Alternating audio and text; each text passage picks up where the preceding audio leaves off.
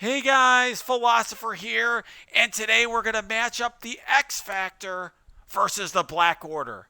And not just any Black Order, one of the biggest Black Order teams I have ever seen. This is a Black Order team from my alliance mate, Inep.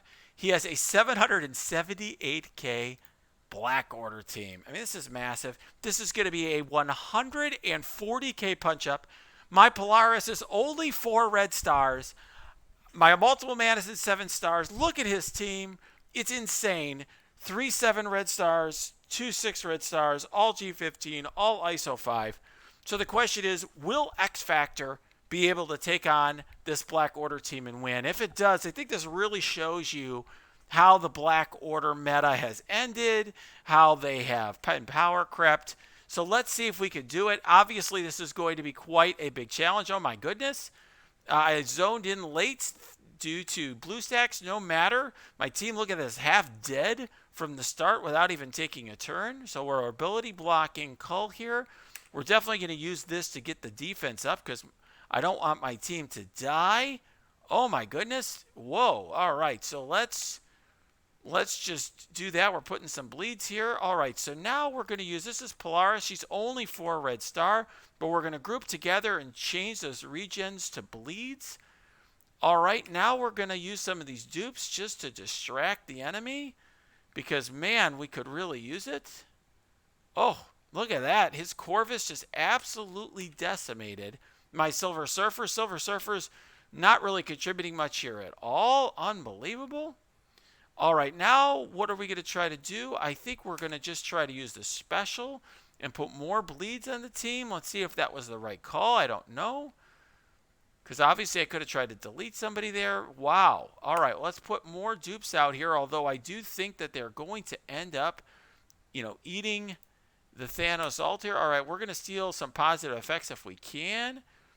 And then we're going to use the Polaris special. This is does a lot of damage. Once you get her up in stars, she is a top 10 damage stat in the game. Already, we did get that death proof off of Thanos.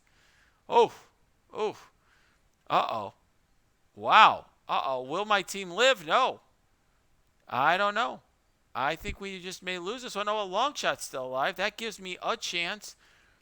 Let's try to delete Thanos with my Longshot. Oh, I don't know. Wow. Oh, wow. Polaris is doing some work. But, man, this is not easy here, is it? Wow. Okay, well, Thanos goes down. All right, let's get some dupes out here to try to heal up. Wow. Can we get this done?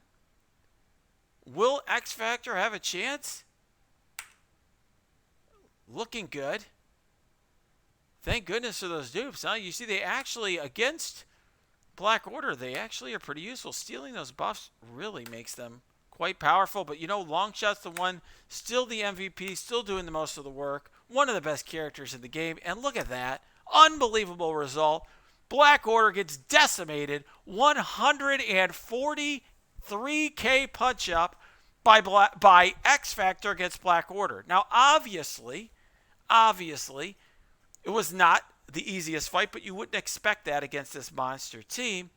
You also have Silver Surfer on the team, but I got to tell you, he died right away. His defense ups got flipped. I actually think a character like Emma or Doc Ock would have been better. They would have probably been beefier. They might have been able to survive to flip. So I don't think this is the best team, but I threw it in there. I do think one thing he does provide right now is focus for the team, because he provides 50% focus, I think it is, for the entire team, since we do have a couple cosmic heroes. So I don't necessarily think this is going to be the new arena meta or anything like that. Remember, on arena defense, multiple man's dupes are going to be, fodder for the symbiotes and the Axemen. Although I will tell you, I have also tried this matchup against the Nips Axemen and won as well, even though they're much bigger than my team. So I do think it really depends on whether or not your team is human controlled or not. So I think we won't see multiple man on defense. You'll probably end up seeing, a hybrid team. The question is whether it'll have Longshot, Shatterstar, and Polaris, or just Longshot and Shatterstar, or just Longshot and Polaris.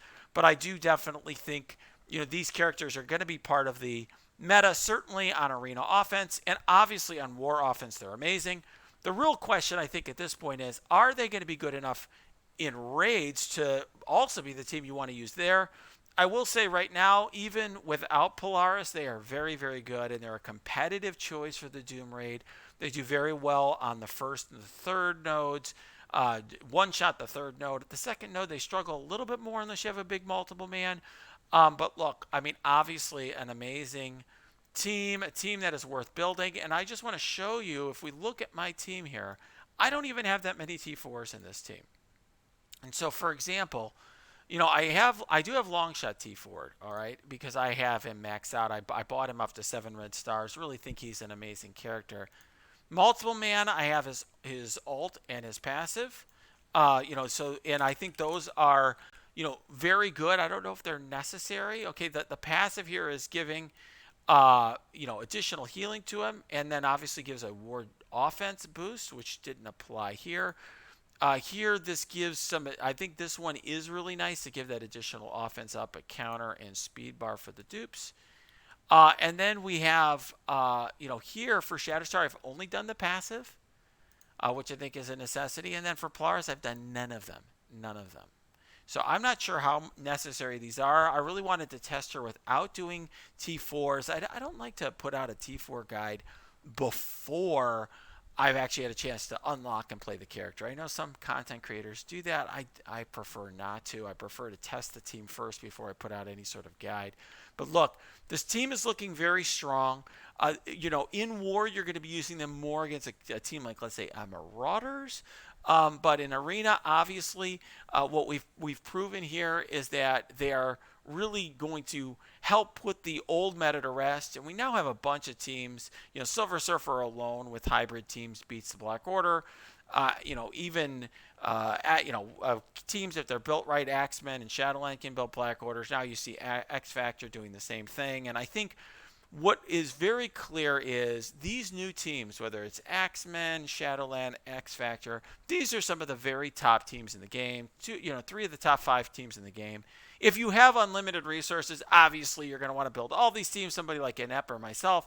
But if you have to choose, my recommendation to you is, really dependent on the game mode you're looking for. Shadowland is just a war team, but they are very free-to-play friendly because of the way in which the characters were released, and 3 of them are classic.